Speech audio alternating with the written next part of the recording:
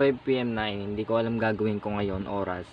Dahil dahil ang pagse-cellphone ay kinakatamaran ko na rin sa oras na to ngayon. Talaga naman talaga hindi ko alam. And gusto ko lang sabihin yung opinion ko about sa hate na gusto ko pang sabihin last week.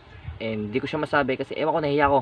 And ngayon, ginawalt ako courage na i-video yung sarili ko and try to post it somewhere, ganon. And yung bagay niyon is, if someone ask me na is it really important na mawalan ka ng pake sa mga hate na opinions about sa'yo, of course I would say yes. First of all, it's just a waste of time. Ano bang rason para naman pansinin mo pa to if you know na sasayangin lang net yung oras mo?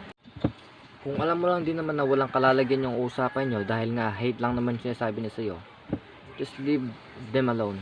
Wala naman siya magagawang maganda sa'yo, especially nga kasi hate nga lang yung sasabi niya. And if tinry mo makipag-argument sa kanya dahil dun sa sinabi niyang hate sa'yo,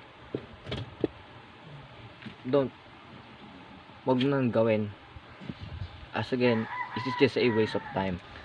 Gets ko yung mga taong pumapatol sa mga ganito kasi pinoprotektahan natin yung sarili natin about sa mga attacks. Pero kung alam mo namang hindi ka maapektuhan ng attack niyo pag hindi mo pinansin, much better kasi mas ito yung time na ito yung wala kang masasayang na oras.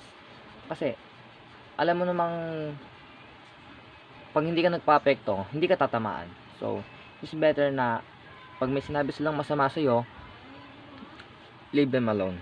Bayaan mo lang sila. Titigil din yan sila. Siguro ito na rin yung sasabihin ko. Try to be understanding. Yes, it is important kahit pa-hate lang ginagawa nila sa'yo.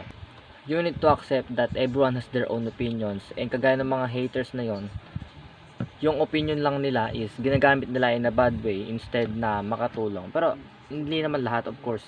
Yung iba, ginagamit nila yung hate dahil malala naman talaga yung hinahatean nila. And yung iba, ginagamit nila to in a good way to help someone to grow, ganon. So yun, you need to try to understand someone na there's their own opinion and we can do nothing about it. So like for example, pag sinabi mong wag mo akong i-hate kasi masasaktan ako, may damdamin ako, of course nakadepende sa taong susunod nila, pero mostly no, kasi nga hater sila.